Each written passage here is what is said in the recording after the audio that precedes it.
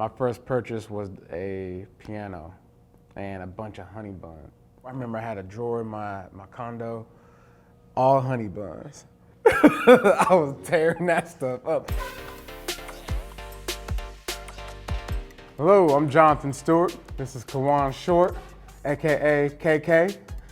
We are here to talk about the Legends Lookback. We're gonna go over our draft stories. What was it like when you got drafted? Where were you? What was you doing? What was your expectations? Was there any jitters? It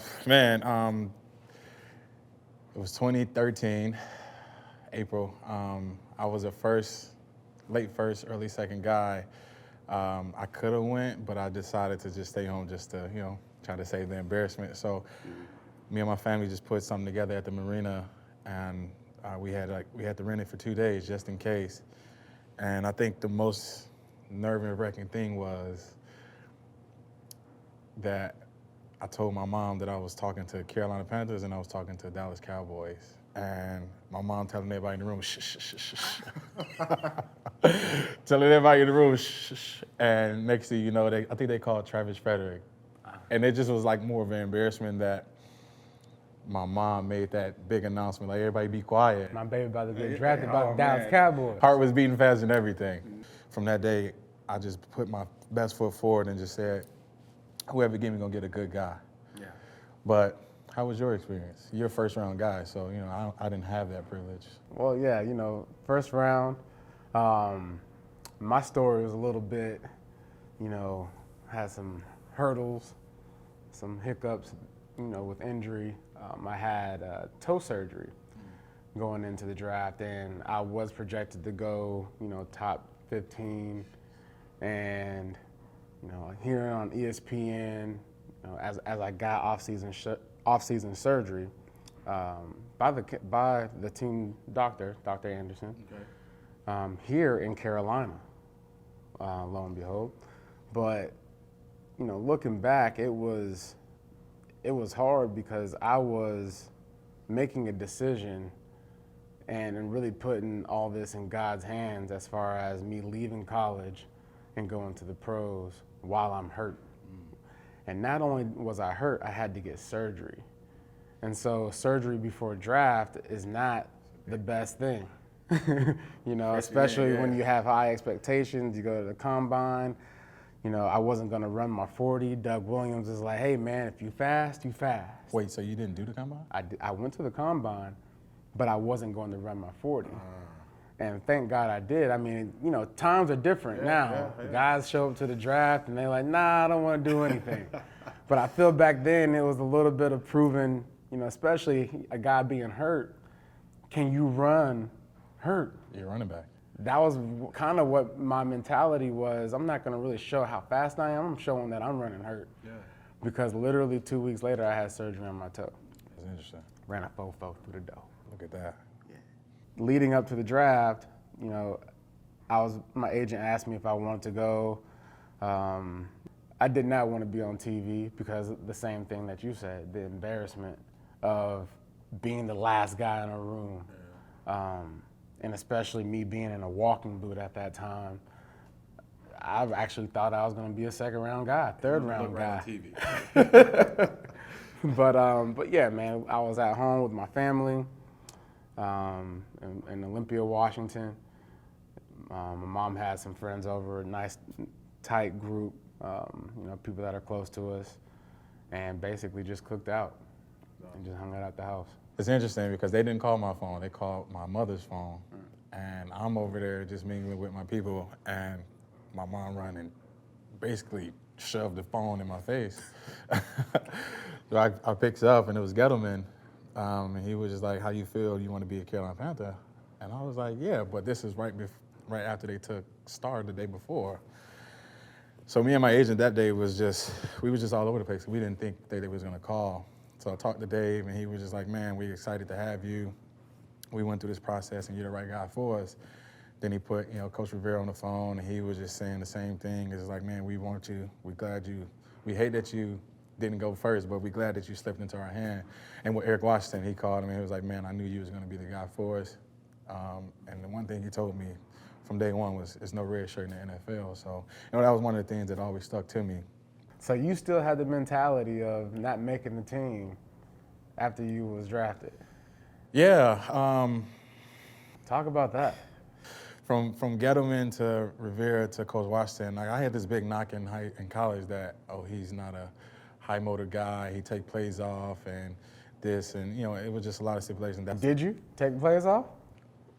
I wouldn't say I took plays off, but I got fatigued. Okay, Fatigued. I was playing 90-some plays in college. Boss. 90-some plays in college at like 3:30. Like, it's a big difference. So, it was one of those, and I was just like, man, if you give me this opportunity, I can show you that I can, I mean more than what they got on paper. So, that was my mentality coming into the NFL was not only prove them wrong, but show myself that I can do it. So I got a two-part question for you. What did it mean to be drafted by Carolina Panther, part one, and then what advice you have for the upcoming draftees that get drafted by Carolina Panthers? Getting drafted by the Carolina Panthers was life-changing in many ways, but life-changing from the sense of my purpose and understanding my platform and just kind of elevating me as a man. You take an 18-year-old kid and you drop him into this new world with finances and taxes. Where are you gonna stay at? Like there's a Grow lot. fast. Real fast. And having your family, looking at you different. As far as like the guy that can support us, is he gonna support us? The question marks and all that. But getting drafted by the Carolina Panthers was life-changing, and the best thing that's ever happened to my life outside of my kids and my wife. And so I got a couple welcome to the league rookie moments, but one that stands out the most is Thomas Davis in training camp. We're running load power to the right A-gap, and I get blasted like it was him in the A-gap, okay? Center. Like I got hit like he was right over the center. But guess where he was lined up? On the edge, bro, on the right side edge. That's how fast this man came off the edge and met me in the A-gap. From the edge. I was set up. I had to have been. I've never experienced it. Okay, so He knew the play then. He knew the play, knew the check the loan on the center, and hands the ball off, and I get my head rang, boy. But right after that play, I was supposed to come out. I waved D'Angelo off and skip off. I said, nah, leave me in here. I went on a tear. You needed it. I needed it. I went heat. I didn't know who it was. I didn't even know who it was at first. I thought it was John Beeson. And so I was looking for John, but it wasn't even him. But later resolved, but that was my welcome to the league moment, and I definitely had to be set up because there ain't no way Thomas Davis meet me in the A-gap off the right side edge. I think my first welcome to the NFL was Ryan Khalil. It was just like no way that I think I was in I had started a play one-on-ones, and Coach Ross was like, get in there, go. And I was like, okay. I was at the one.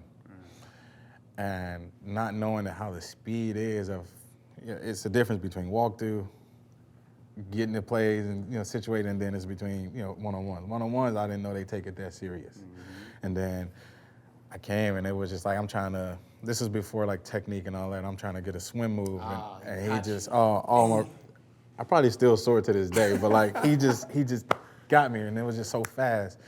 And lucky that I was a little athlete. I stood on my feet, but when I say I was knocked over, I don't even know if I want to bring up that play, but I was just, whole rib cage could have been just gone. If it was a game, he probably would have broke my ribs. That's how crazy and fast, just in lower level, the pad level he had. And I think he was in probably year 6 or something like that. And it was just the fact that all right, you second round, but that don't mean anything. We want you to come here and play. And if that wouldn't have happened, I don't think that I would have knew how serious and how I needed to get my stuff together to go against those guys that's been playing for, years. After you got drafted, what was your first big purchase? My first purchase was a piano and a bunch of honey buns. I went to Costco. Oh, so I got a question. Especially you, a big guy like you. Did you ever, when you first got your paycheck, what did you do grocery-wise? Like, what did you go, was you like, oh man, I can go and buy anything that I want? Because that's how I was. I got here, I went to Costco.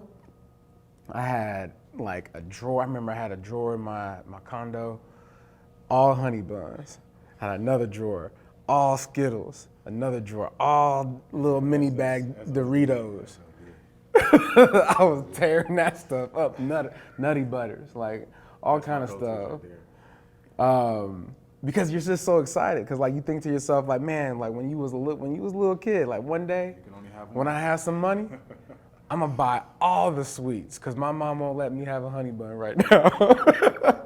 The advice I would give, to a young guy coming up that is going to be drafted here in the coming days, is regret hurts more than discipline. Because when you're disciplined and you act on the things that you're supposed to do, you won't ever have to look back and say, dang, woulda, coulda, shoulda. So do it now so you don't have to do it later. And so that would be the absolute one piece of advice I would give to a guy coming in here. When you are showing up to workouts, do the extra rep. Stay late. Stay in the meeting rooms late, because you don't know the system.